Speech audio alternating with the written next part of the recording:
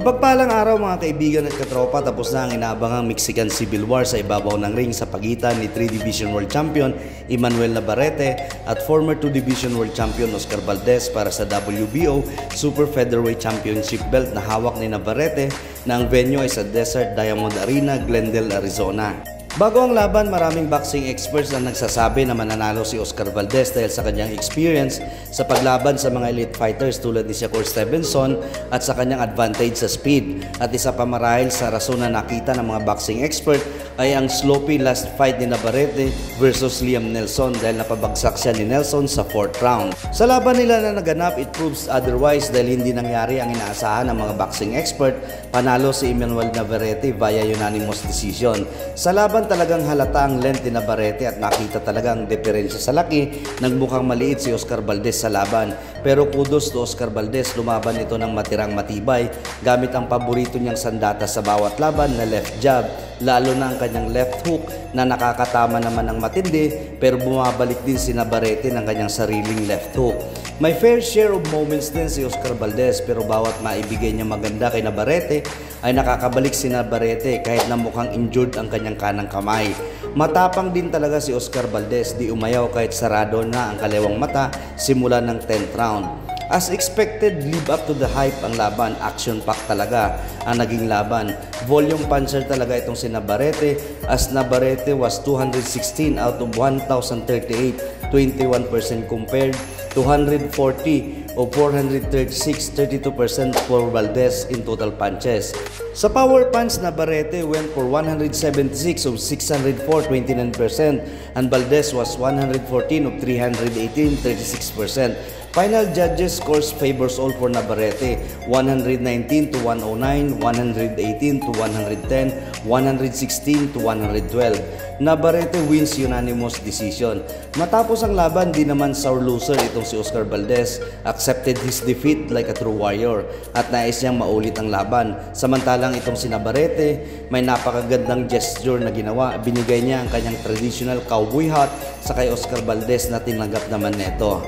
Pagkatapos ng laban, nasabi ni Emmanuel Navarrete na willing siyang next na labanan si Shakur Stevenson kung yan ang nais ng kanyang team at promoter para sa kanya. Samantala sa pinakitang laban ni Emmanuel Navarrete at kung gaano ito kalaki sa oras ng laban at ang length nito na talagang advantage niya sa sino mang makakalaban plus ang pagka-volume puncher at ang awkward style nito ay madaming pahihirapan ito sa 130 pounds division. At dahil sa division na ito balak lumaban ng isa pa nating kababayan na si Mark Magnifico Magsayo, aba kailangan ni Magsayo mag-isip-isip ng malalim at paghandang mabuti ang kanyang papasukin dahil sa aking opinyon, ibang mga halimaw na ang kakaharipin niya sa 130 pounds division. Kailangan niya ng madaming tune na fight bago sumabak sa big fight, huwag siya papasilaw sa big fight agad. At baka dahil sa nais niya makabalik agad sa tugatog ng tagumpay, mas lalong bumagsak ang kanyang karir. Dahil kahit sa dalawang eto pa lang, Navarrete at Oscar Valdez, real talk lang, mahihirapan siyang manalo.